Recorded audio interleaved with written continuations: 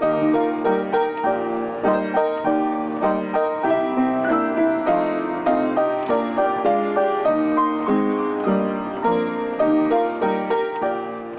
you for coming. By way of introduction, I'm Kay Shanley. I live in West Des Moines. I'm an author, and I've been a public speaker for quite a few years. And one of the joys that I get to participate in is Humanities Iowa, based in Iowa City, and they sponsor speakers like me throughout the state. And so when we get a request, if we're able to come, we come, and we get to meet other Iowans. I have a special affinity for Marshalltown for a couple of reasons. First of all, when I was growing up in Webster City, I would come here to the Girl Scout roundups, and I can't remember the name of the place, but it's still there. Yeah, that's right. Thank you. And then the second thing about Marshalltown is that I came here to speak to, when was it? The first of, when was I here? It was supposed to be, well, July 19th. Yeah. And my husband came with me, and he was driving, and it was a PowerPoint presentation, and I don't do good with PowerPoint and talking, so so he has the one presentation that I give that has PowerPoint. He has to come along, and we came up 30 and then came north into town and didn't have the radio on at all until we were almost just up starting to come into Marshalltown, and it was just a beautiful day, and we kept going, and it was not a lot of traffic or anything. We just kept going towards town, and then all of a sudden it was like a war zone, and there weren't even responders there yet, and we were right in the middle of it. And my husband said, "What happened?" And I said, "I have no idea, but I know this isn't right." So we didn't know what happened, and my husband said, "Well, you better call Michelle and tell her that we won't be there to give the presentation." And I said, "Dennis, that's where the presentation was supposed to be." So there you go. So I like your city. So here we are. I'm going to talk. If you have questions while I'm speaking, just raise your hand or whatever, and we can talk. Or if you want to talk afterwards, that's fine too. But this is called Writing the Obituary, Yours or Someone Else's. So let me begin by saying that we are gathered here this evening about having the last word. Once and for all, about who we are and what we have accomplished, and about what it is that we want to pass on to those who come after us. Okay, that is a very tall order, but it's a worthy one. So I'm going to start with a little bit of background. An obituary is not a biography, it is not an autobiography, and it is not a memoir. Rather, it is, as I said earlier, pretty much the last word about a person's life lived. And that is a good enough reason for all of us to be here tonight. So, because we're going to talk about how to craft a well-written obituary. All right, but first let's consider the history of the obituary, because what we know now and what we do today and from now on is built on what we have learned in the past. Okay, so obituary comes from the Latin word for obit, which means death in Latin. It first, as far as we can tell, it first became surface as a brief announcement of death, and it was published as early as in the 1600s. So it was really probably it was probably not published far and wide because we didn't have publications like that then, but that's how far back it went. By the time the 1900s rolled around, Americans were including more and more details in their obituary, and we got that from the British. Several times when I say something, it's that the British were already doing this, so we picked up on it too. Excuse me. So it became more than just like a one-sentence thing, and the obituaries began to appear with some regularity in the press. And then came the Civil War from 1861 to 1865, and that's when obituaries were really found their own, because they were the obituaries for the men who were dying in battle on the battlefield. That was the last thing that was sent home with those men, was their obituary, so that the people back home, whether you were a Yankee or a Confederate, the people back home knew what happened, okay? And those obituaries were written with much sentimentality, and much religion was woven into the obituary. So, and this is also the same time during the Civil War when the embalming process found favor, because it meant that not only did the information get to go back to home to the people that were left behind, but that the body would now arrive intact. And that was a big deal, because otherwise that probably wasn't going to happen for a lot of the men. By the end of the century, the obituary had linked up with a term that historians call death journalism. And for a while in both the United States and England, a lot of obituaries focused on often morbid, very graphic details about a person's death. And that trend continued clear into the 20th century. So let me share one obituary, which was never meant to be an obituary, but the story, and this will resonate with you, the story became its own obituary. This is about Robert F. Scott and his 4 companions, and they were the exploration team that went to the South Pole to claim the South Pole in January of 1912. Well, the thing was, because we didn't have the kind of communication we have now, by the time Robert Scott and his companions reached the South Pole, where they were going to stake the claim for the United States, their rival Norwegian party had already been there, led by Roald Amundsen, and the claim was staked with a big flag. So we took second place there. So Scott's party couldn't claim territory, and they attempted to make it back to their supply depot, but the journey was dogged by misfortune, and all the people that he was with died.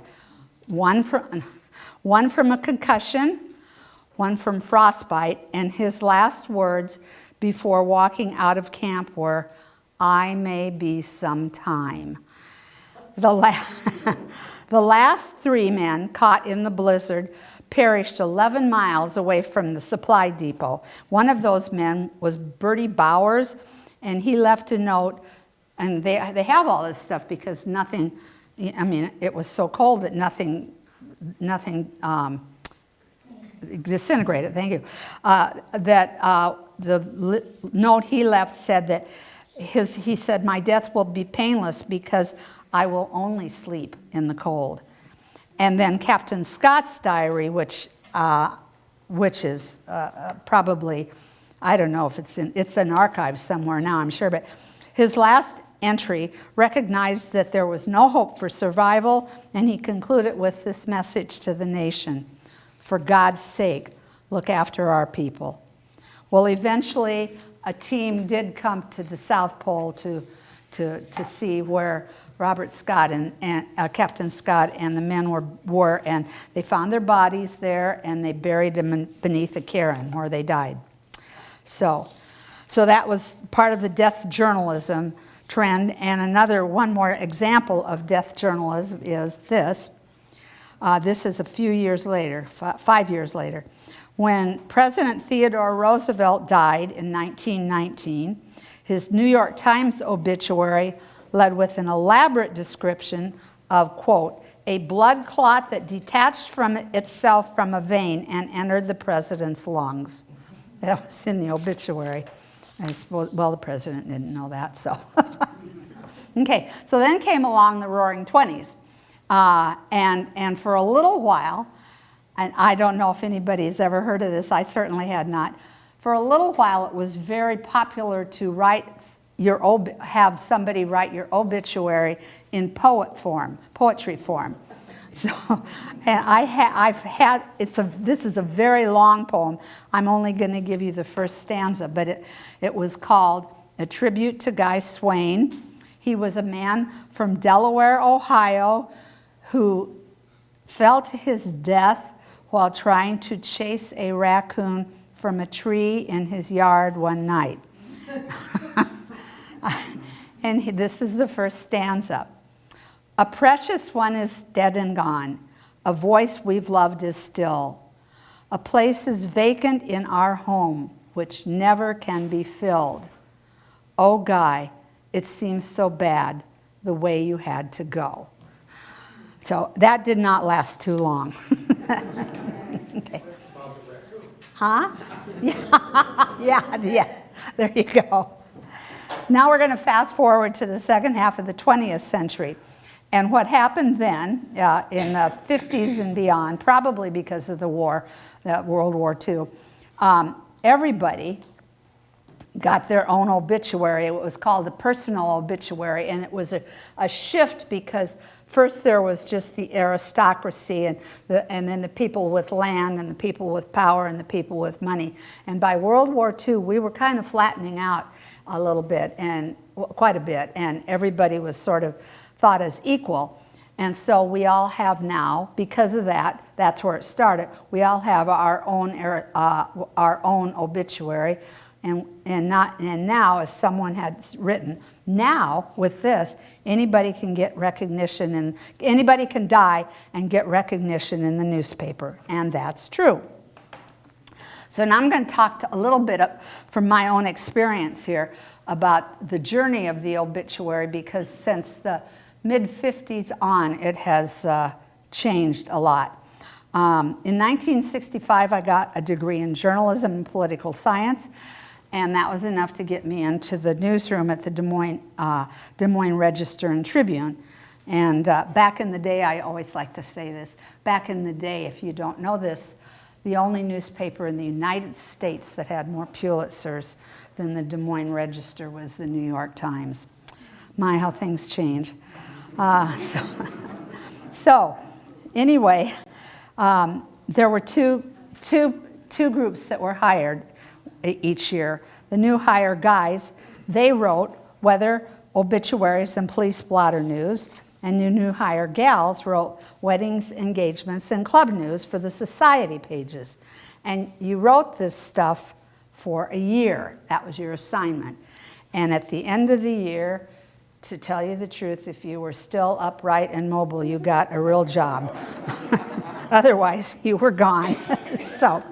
So then, back in those days, every obituary included a notice of death, an account of the person's life, all factual, all sequential. This was how the newspaper wanted it, all newspapers. And then it included information about the upcoming funeral. And there was a process which is not the same as the one today. But I think everybody in this room has gone through this process.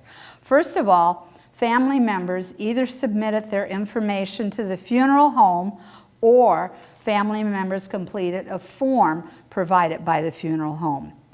Then that information was sent directly to the local newspaper, where a journalist, and you can assume that would have been one of the new hire guys, wrote the obituary.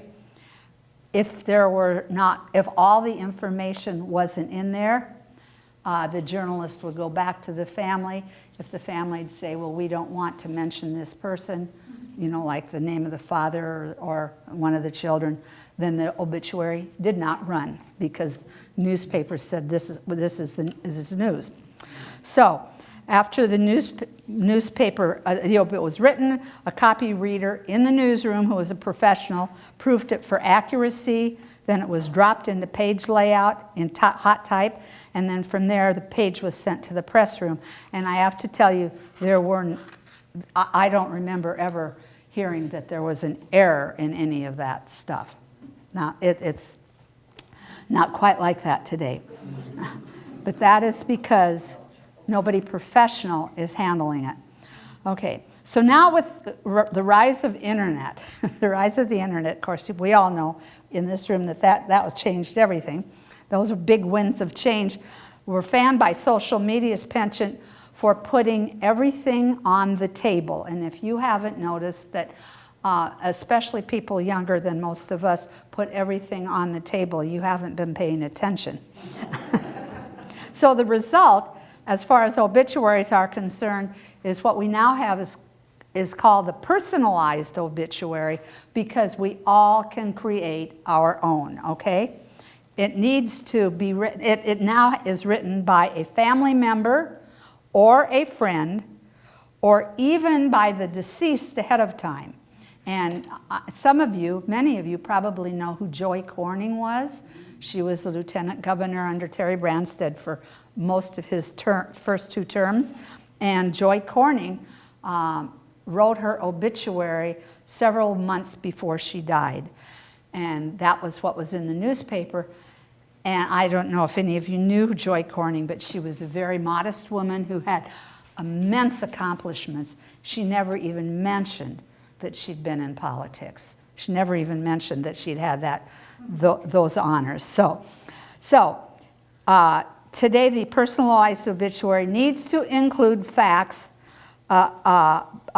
obviously, but it also can, this is the big difference now. And if you're here to consider how you might want to write your own obituary or the obituary of somebody in your family, you can give them the facts, but you also talk about the insights into the life of the deceased. So you not only know who they were, but what they were. And that is really, that's really a gift, especially if any of you here is into genealogy and you understand how important things like this can go on down the line. So, once that obituary is, the personalized obituary, once you're done with it, it is sent directly to the newspaper, to the newspaper's advertising department. So what you have written goes to the advertising department for layout and design. There is no proofing because there are no proofreaders. So if there are errors in what you have written or what the funeral home has written, then that's what it's going to be like forever. And the message is clear to me, from me to you, because I'm a journalist. Be meticulous if you write your own, or if you write one for somebody else. Be meticulous. Also, very important, know the charge of the word, charge per copy for the submitted. For each word you are charged. Know the charge for the size of the photo that you have submitted, and know the cost per day for the days that obituary runs. And some of these obituaries, in the Register especially, or larger newspapers like that, can be anywhere from $3,000 to $5,000. Okay, it is a way for newspapers to make money. It is a way. Yeah. There used to be free, didn't say. Oh, yes, but that was because people were paid to write the obituaries. That was because people were paid, and then you had the gift of knowing that it was done right. So nothing's as sure as change. Okay. Now this is, I was just told this not very long ago. I'll read it to you. If paying for even a short obituary is an issue for some people, and it probably is, funeral directors suggest that the family run only what's called the basic death notice in the local paper. Then the family can complete an obituary on the funeral home's website. Funeral homes generally pay to have their logo and website included with these obituaries, so sometimes, for some people, they don't have to pay anything, which is nice. So, let me give you some helpful websites if you want to write these down. If you're interested in going online to look at, I'm just going to give you two. The first one is www.legacy, Legacy.com. And then their tagline is where life stories live on. Let me tell you a little bit about it.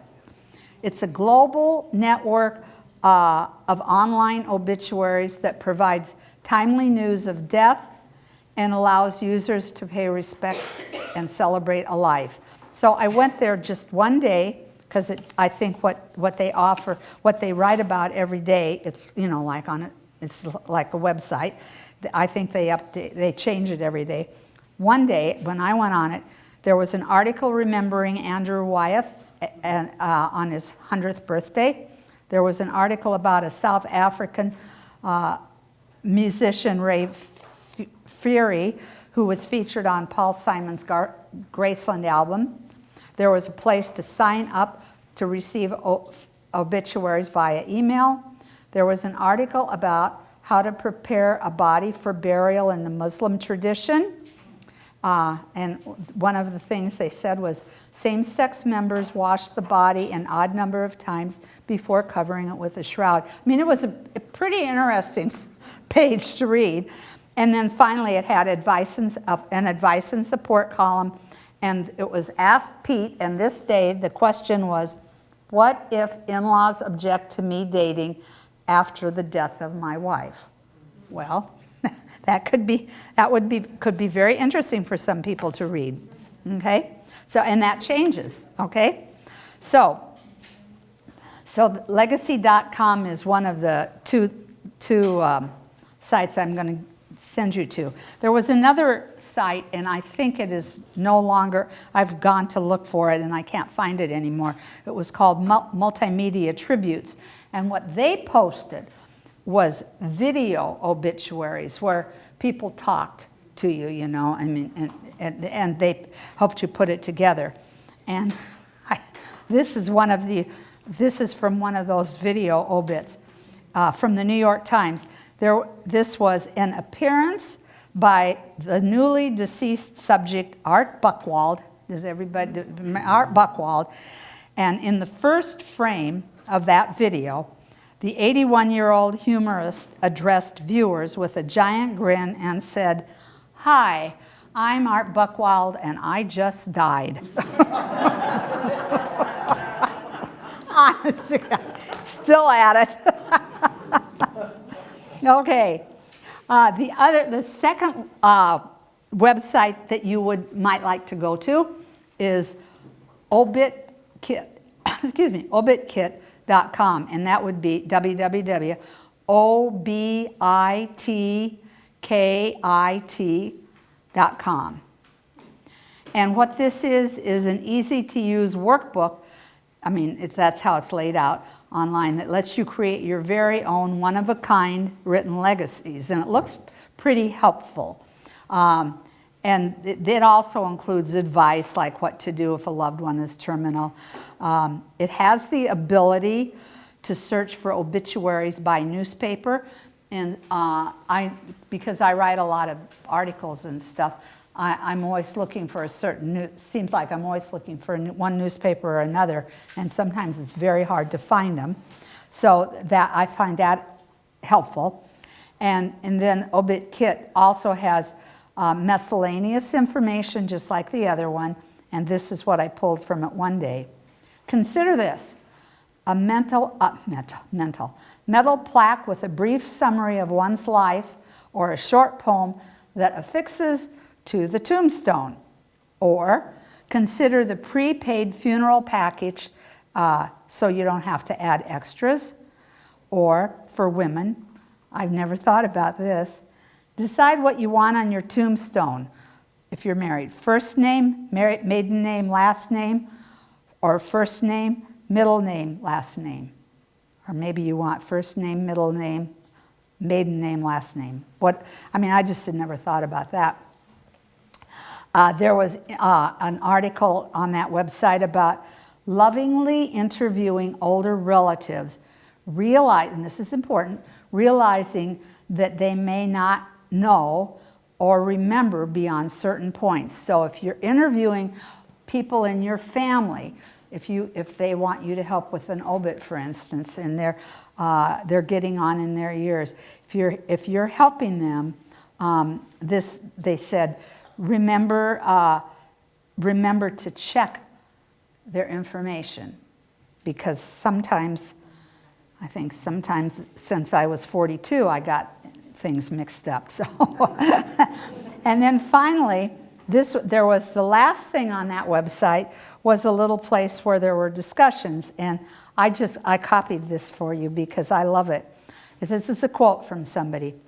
When we got together to write our dad's obituary for the newspaper, I had no idea that preparing for this would include such a wonderful discussion. And that's really, even in times of loss, that's very, very comforting. So, I'm going to give you some examples of obituaries, okay?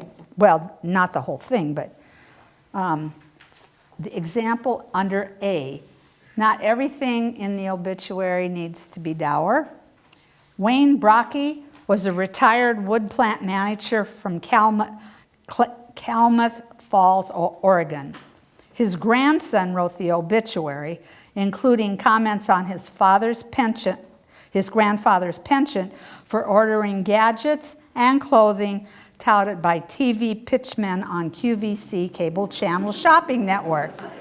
And the last quote in the obituary was, QVC lost a loyal customer on September 26, 2016. You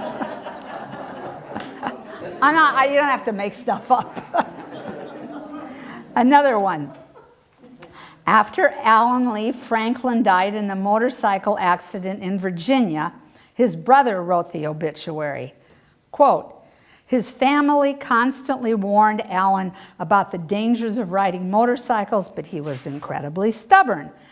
Everybody loved him despite his incessant need to argue with anyone about anything. He was probably the biggest tightwad in the mid-Atlantic region. All right. Now this one, I don't know why it was in the Des Moines Register. It never did say, but that's where I found it. Dan A. Wilson of Sun Prairie, Wisconsin, died in June 2017. He had already written his obituary in first person, and it was full of one-liners, so I picked out 3 of them. 1, I crammed a 4-year education into 7 years. 2, Morningside College is a Methodist school where I was forced to go to the chapel every week and had to take one religious course every semester for 2 years. The religion nearly turned me into an atheist. And finally, there will be no interment since I'm going to be cremated. If you want to see me, you have to come by the house where Donna will have me displayed somewhere.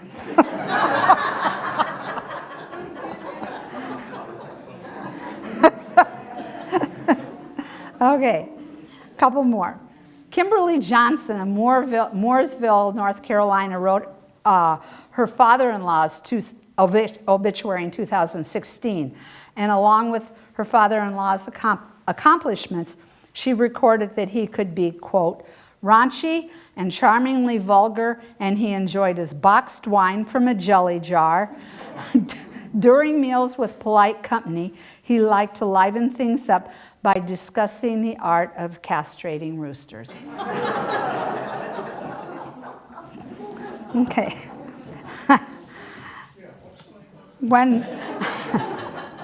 When Noah Sagan, 27, of Lathrop, Pennsylvania, died of a drug overdose, his mother was determined to pay tribute to Noah's sarcastic humor. Quote, he loved the Pittsburgh Penguins, playing video games, our dog Lizzie, and children. He hated lifting weights, but he did it anyway, and then he had a cigarette.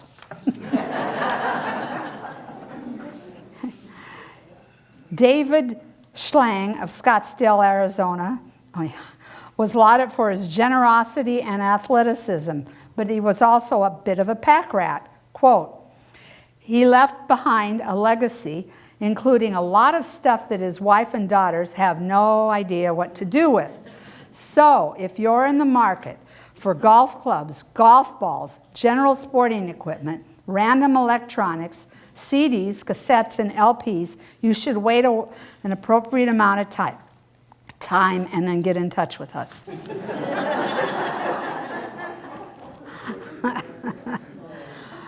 And finally, I don't know if any of you here knows Bill Mauer or Michael Gartner, but I know them both. I knew them both well, and they were in the newsroom. And Michael Gartner grew up in Des Moines, and in the end, he came back from New York, but he had been the front page editor of the New York Times for a long time. And Bill Mauer was one of my bosses in the newsroom. Anyway, when Bill Mauer of Des Moines died in 2011, Michael Gartner wrote the obituary. Both of them were hardcore newspaper men at the Register. And Mike, when he wrote it, the obit began with this. Bill Mauer's goal was to live to be 113. He didn't make it.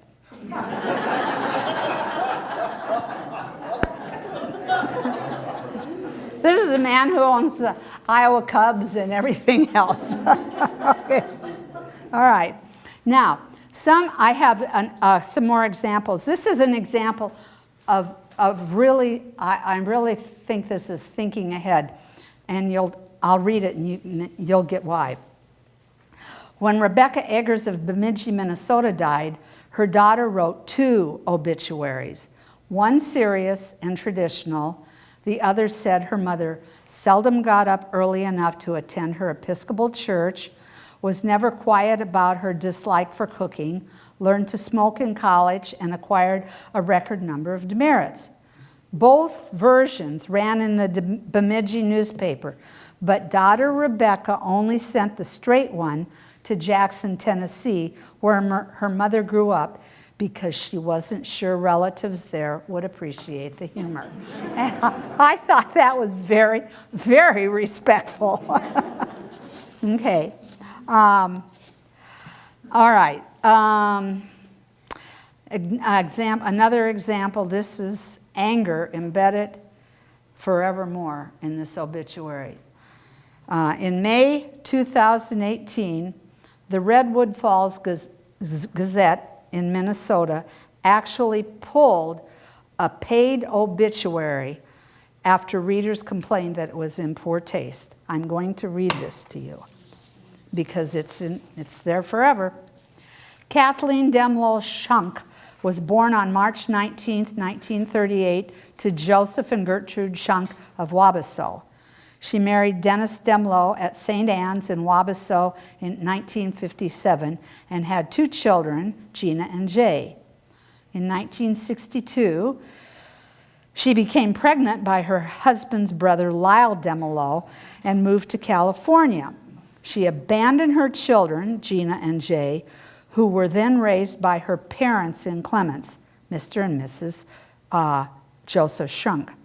She passed away May 31st, 2018 in Springfield and will now face judgment. She will not be missed by Gina and Jay, and they understand this world is a better place without her. Boy, the vitriol in that, I'm really pleased. Think about that. That's just, you know, when somebody sent it to me and it's like, well, it's out there. It is, I saw it. Did you? Well, yeah, they showed that on the news or something. Oh, I didn't. Yes, I because was remember shocked. it exactly. Yeah, I was And I shocked. thought, well, I'm sorry for that family, but I know. it's her own fault, I'm sorry. Yeah, that's a lot of hate to, It's a lot of hate. yeah, that's a lot of work to hate. All right. Now here, so I'm going to follow it with a very nice example. I do know bad good. Okay. Robin Klein, she's from Des Moines. She's a good friend of mine. She is a culinary professional, and her mother was 95 when she died, and Robin wrote her obituary. This was about 18 months ago. I never met Robin Klein's mother, but after reading the obituary, I knew the women. So I'm going to read 4 short passages from what was a very long, probably very expensive obituary. But think about what you learn from just these 4 short passages about not just who this woman was, but what she was.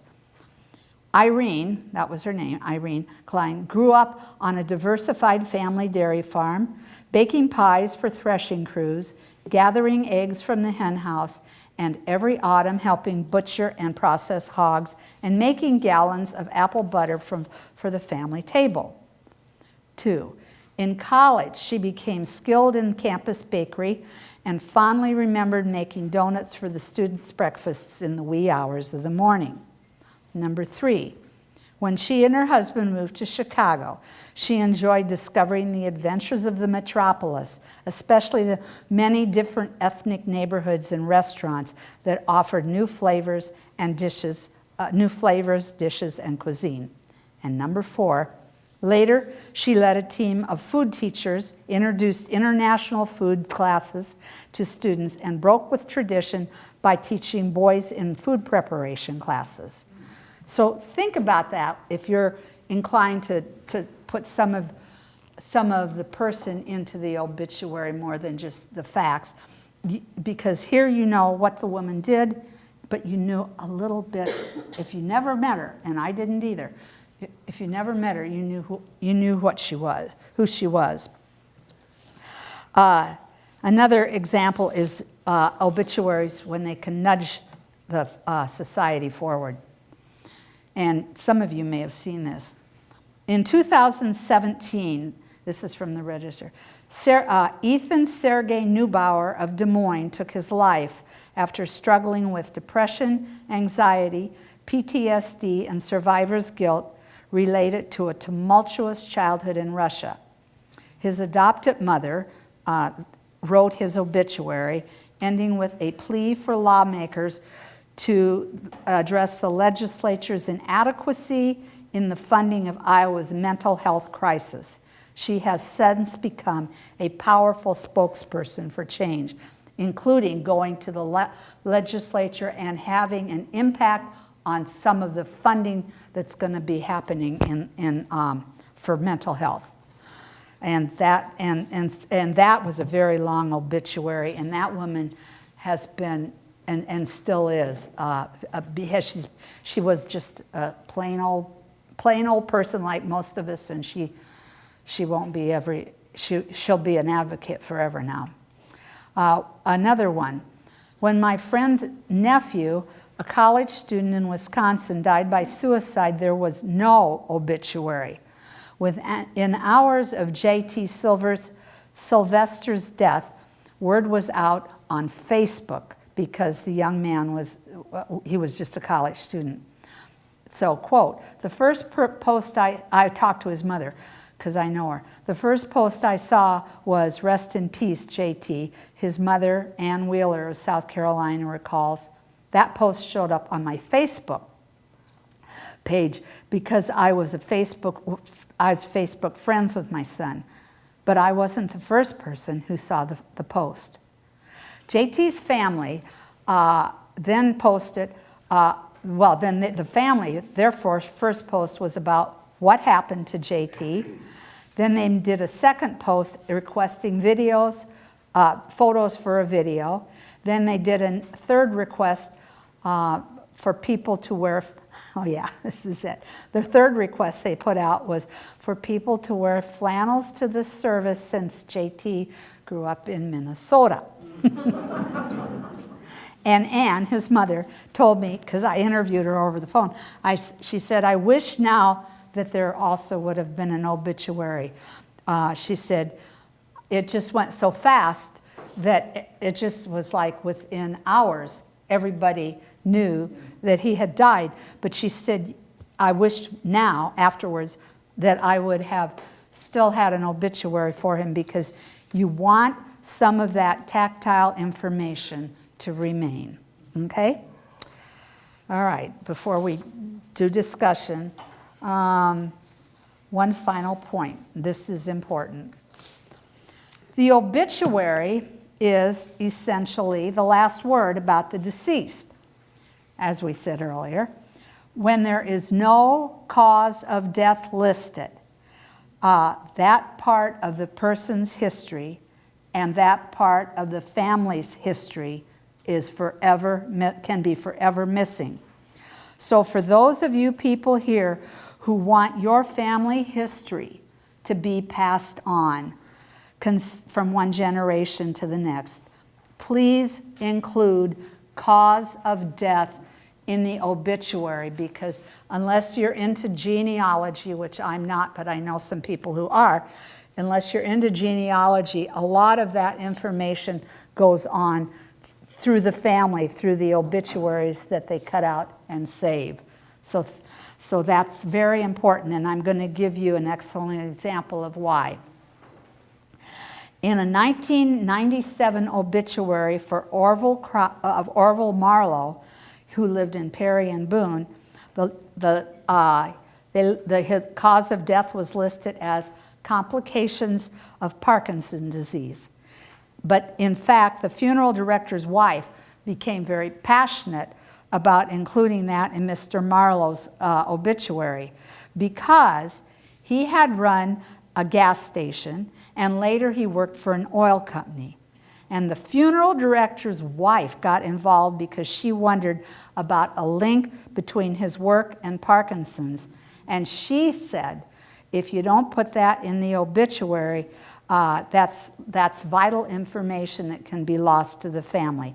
And it's information that might be useful for research purposes. And you know, Perry and Boone are small towns, and so everybody knows you, and she told the Marlowe family what she thought, so they included that information in the obituary. Then they found out afterwards, when Mr. Marlowe had been diagnosed, his children asked the neurologist about the hereditary factors with Parkinson's. The doctor did not think there was any factors that were likely present. Years later, the family learned that Mr. Marlowe was likely part of a cluster, as several cousins they found had died of Parkinson's, and much later, Mr. Marlowe's son-in-law, a genealogist by hobby, came across an obituary for Mr. Marlowe's half-brother, whom the family had never known about. He too died of Parkinson's. Value of such knowledge for the future generations is lost if we don't pass it down. It's lost. I feel very strongly about that. So that's kind of my thing on obituaries. Cause of death is not a secret. But when you're reading an obituary, if I guess because I'm a journalist, if you're reading an obituary and they tell, we know where the person was born and when, and we know when the person died and where, we should have all the information. It doesn't have to be long, but it's got to be factual, because that's what a lot of people use down the road when they stick them in prayer books and when they stick them in folders at the funeral service and things like that. That becomes history. That becomes our history. We just lost, on my husband's side, we just lost a 62-year-old in-law, and it was his obituary in the register was that long, but at the service it was what you're talking about. And I realized that when I go to a funeral now, I take that home and I save them. Yeah, more so than the obituary, because the obituary costs a lot of money. Yeah. Somebody just shared with me not too long ago that he was going to have his ashes sprinkled in 4 different places. Where he grew up, where he lives, where he was in the service, and I can't remember the 4th place. And there's not going to be any one spot. Shelly Renee Etter Hadsell, 53, passed away on September 17th, 2018 from complications of Alzheimer's disease. She lived in Beaverdale, Des Moines, Iowa for the last 27 years. Born in Marshalltown, Iowa to Joe and Donna Hadsell with 3 sisters, Debbie, Diana, and Susie, deceased. She is survived by her husband Wes and their 2 daughters, Elizabeth Jordan, 2nd Lieutenant in the United States Air Force, and Nicola Etter, a senior at Cornell College. She had worked at the Principal Financial Group, a heartless and ethically devoid company, for 18 years. She loved her, listen to this, she loved her cats, the Dallas Cowboys, and her family, not necessarily in that order given the Eastern Division standings.